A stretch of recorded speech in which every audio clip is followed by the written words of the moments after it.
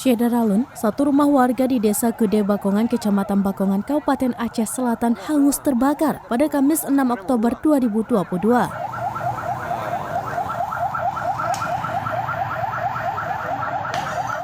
Tidak ada korban jiwa dalam musibah tersebut, namun untuk perabotan rumah tangga habis terbakar.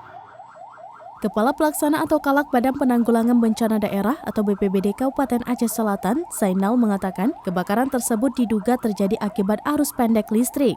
Ia menjelaskan sebelumnya Damkar PB05 Bakongan menerima laporan dari salah seorang guru pondok pesantren Ashabul Yamin yang bernama Tengku Husaini bahwa telah terjadi kebakaran rumah yang berlokasi di samping kantor BPP Pertanian Bakongan.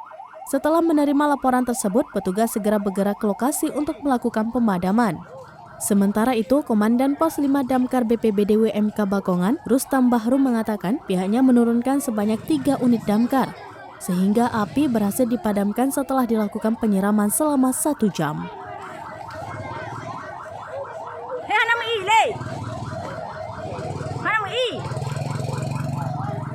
Dari Tapak Tuan, Ilham Misyah Putra, Serambi On TV.